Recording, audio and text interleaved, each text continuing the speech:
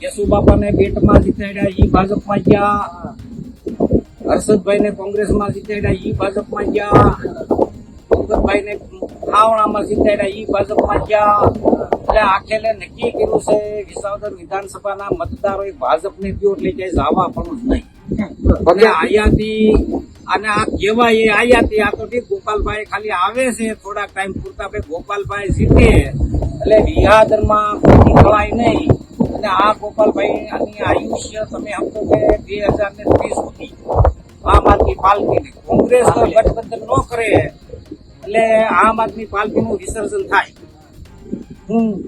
એને ગોપાલભાઈ કા ભાજપમાં આવે ને કોંગ્રેસમાં આવે ને ગોપાલભાઈ પોહાય એટલું રાયડું નાખે. અમે તો જોયા છે હોતે કે હર્ષદભાઈ વલગામની સભામાં બોલ્યા હતા કે હાવજ ખડ ન ખાય. વિસાવદર વિધાનસભા બેઠક ખેડૂતો માટેનો વિસ્તાર છે. ખેડૂતો માટેની આ બેઠક છે જ્યાં એ 100% મતદાનની અંદરથી લગભગ 85% કરતાં પણ વધુ મતદારો એ ખેડૂતો છે.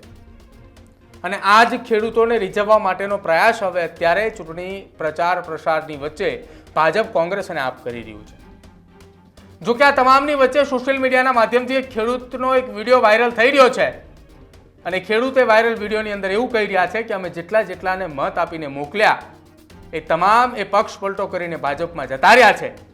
આ વખતે અમે ભાજપને જ જીતાડવાના છીએ અને પછી જોઈએ છીએ કે કઈ પક્ષની અંદર એ પક્ષ પલટો કરીને જાય છે.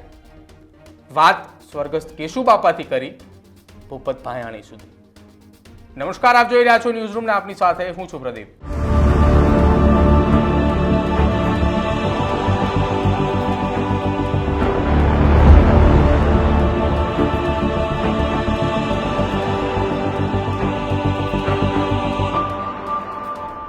ગોપાલ ઇટાલિયા, નીતિન રાણપરિયા અને કિરીટ પટેલ વચ્ચે વિસાવદર વિધાનસભા બેઠકની આ પેટા ચૂંટણીમાં સીધી ટક્કર છે.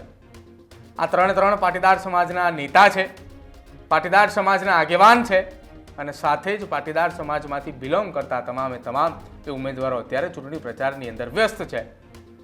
જો કે આ તમામની વ્યસ્તતાની વચ્ચે સોશિયલ મીડિયાના માધ્યમથી વિસાવદરના જ એક ખેડૂતનો એક વિડીયો વાયરલ થઈ રહ્યો છે અને જે વિડીયો વાયરલ થઈ રહ્યો છે તેની અંદર એક દાદાએ કહી રહ્યા છે કે અમે જેને મત આપ્યા છે, જેને વિસાવદરથી જીતાડ્યા છે, પક્ષ પલટો કરીને ભાજપમાં જ જોડાયા છે.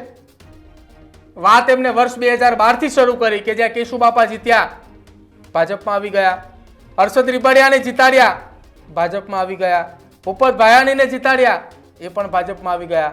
અંતે દાદાએ એવું પણ બોલ્યા કે હવે ભારતીય જનતા પાર્ટીને જ અહીંથી જીતાડવી છે, પછી જોવી છે કે ભાજપે કઈ પક્ષમાં જાય છે. શું કહ્યું વિસાવદરના એક ખેડૂતે અને એ ખેડૂતની એ વાતથી શું લાગશે તમને પહેલા એ સાંભળો. ગોપાલભાઈ ઇટાલિયા આવ્યા રામજી મંદિરે એટલે ત્યાં કણે મને હરેશભાઈ સાવલિયાએ ગોપાલભાઈની ઓળખાણ કરાવી કે આ રવજીભાઈ ભાલાળા છે. પછી મને કે તમે શું કહેવા માંગો? મેં ગોપાલભાઈની હમું જોઈને કીધું મેં ગોપાલભાઈ અમે 3 વાર જીતાડ્યા. કેશુબાપાને બેટમાં જીતાડ્યા ઈ ભાજપમાં ગયા, હર્ષદભાઈને કોંગ્રેસમાં જીતાડ્યા ઈ ભાજપમાં ગયા, ભગતભાઈને ખાવણામાં જીતાડ્યા ઈ ભાજપમાં ગયા. એટલે આખેલે નક્કી કર્યું છે વિસાવદર વિધાનસભાના મતદારો ભાજપને દો એટલે ક્યાંય જવા પણ જ નહીં. અને આયાતી અને આ કહેવાય એ આયાતી, આ તો ઠીક ગોપાલભાઈ ખાલી આવે છે થોડાક ટાઈમ પૂરતા, ભાઈ ગોપાલભાઈ જીતે એટલે વિહાદરમાં કોઈ ખવાય નહીં. અને આ ગોપાલભાઈ આની આયુષ્ય તમે સમજો કે 2030 સુધી આમ આદમી પાર્ટી કોંગ્રેસ તો ગઠબંધન ન કરે એટલે આમ આદમી પાર્ટીનું વિસર્જન થાય.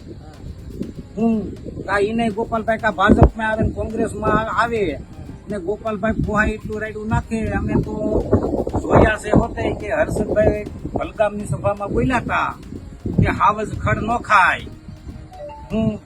એ ક્યાં હાવજ સમજવાના, સકરબાગના સમજવાના કે કોઈ જંગલના સમજવાના કે સરઘસના સમજવાના? એનો એ હાર્દિક બોલ્યો તો હું ભાજપમાં જાઉં તો મારી માનું ધાવણ લાજે, તો આમાં ગોપાલભાઈ માથે વિશ્વાસ કરવો કઈ રીતે? ગોપાલભાઈ માથે ક્યાં એવો કોઈ સિમ્બોલ છે કે ગોપાલભાઈ પક્ષ નો ફરે? અર્જુનભાઈ મોટવાડિયા જેવાય ફરી ગયા. એટલે આખેલે ચોથી વાર કોઈ વિશ્વાસ કરે નથી. ભાજપ જેને ટિકિટ આપે એને લોકો મત ભાજપને દેવાના છે. ઉમેદવારનો કઈ છે નહીં, જે આવે ગોપાલભાઈ ઇટાલી આવ્યા રામજી મંદિરે, એટલે ત્યાં કણે મને હરેશભાઈ સાવલિયાએ ગોપાલભાઈની ઓળખાણ કરાવી કે આ રવજીભાઈ ભાલાળા છે. પછી મને કે તમે શું કહેવા માંગો? મેં ગોપાલભાઈને હમું જોઈને કીધું, મેં ગોપાલભાઈ અમે 3 વાર જીતાડ્યા.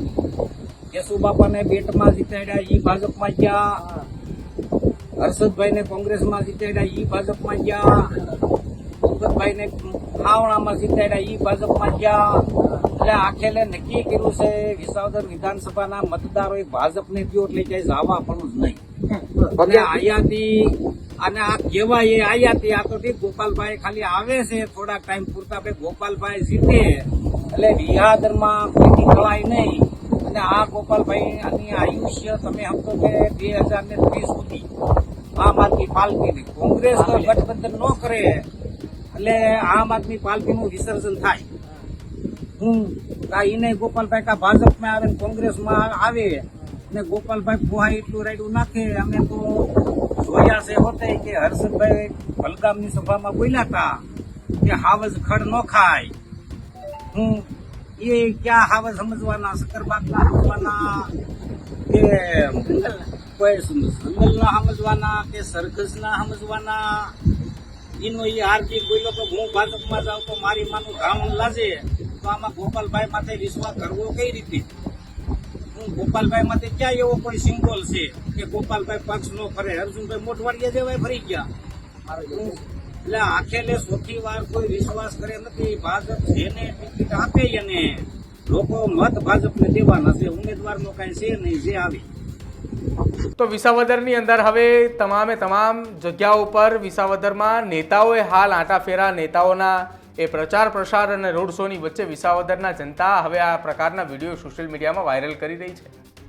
વિસાવદરના આ ખેડૂત, આ દાદા જે વાત કરી રહ્યા હતા કે અત્યાર સુધી અમે જેને જેને મત આપ્યા એ પક્ષ પલટો કરીને ભારતીય જનતા પાર્ટીમાં જતા રહ્યા છે. આ વખતે અમારે ભારતીય જનતા પાર્ટીના ઉમેદવારને જીતાડી દેવા છે, પછી જોઈએ અમે કે ભાજપની અંદરથી એ પક્ષ પલટો કરીને ક્યાં જાય છે. જોકે હવે આ દાદાનો એ વિડીયો વિસાવદર પંથકની અંદર અત્યારે ખૂબ વાયરલ થઈ રહ્યો છે અને ચર્ચાનો પણ વિષય બન્યું છે કે શું હકીકતની અંદર વિસાવદરની અંદર આ પ્રકારની પરિસ્થિતિ છે કે જેને મત આપે એ પક્ષ પલટો કરીને ભારતીય જનતા પાર્ટીમાં જોડાય છે. જોકે વાત તો એ દાદાની પણ સાચી છે, કેમ કે વર્ષ 2012ની અંદર એ પક્ષ પલટો સ્વર્ગસ્થ કેશુ બાપાએ જે હતા કે જેઓ જીપીપીમાંથી લડ્યા અને ત્યારબાદ ભાજપમાં જોડાયા. તેમના પુત્રને 2014ની અંદર ટિકિટ આપવામાં આવી. જોકે ત્યારબાદ તેમની હાર થઈ. હર્ષદ રીબડિયા એ કોંગ્રેસની અંદરથી જીત્યા. 2022ની વિધાનસભાની ચૂંટણી પહેલા હર્ષદ રીબડિયા એ ભાજપમાં આવ્યા. તેઓ ચૂંટણી લડ્યા, તેઓ ચૂંટણી હાર્યા. સામે પક્ષ આમ આદમી પાર્ટીમાંથી ભૂપત ભાયાણી ચૂંટણી જીતી ચૂક્યા હતા. જોકે ભૂપત ભાયાણીએ પણ રાજીનામું આપ્યું અને ફરી એક વખત પેટા ચૂંટણી આવી છે. ત્યારે હવે જોવાનું રહેશે કે વિસાવદરની અંદર શું કંઈ ખેલ રચાય છે અને વિસાવદરના આ ખેડૂતનો વિડીયો જે વાયરલ થઈ રહ્યો છે તેને લઈને તમારું શું માનવું છે તે ખાસ અમારા કમેન્ટ સેક્શનમાં જરૂર જણાવજો. જોતા રહેજો ન્યૂઝરૂમ. નમસ્કાર.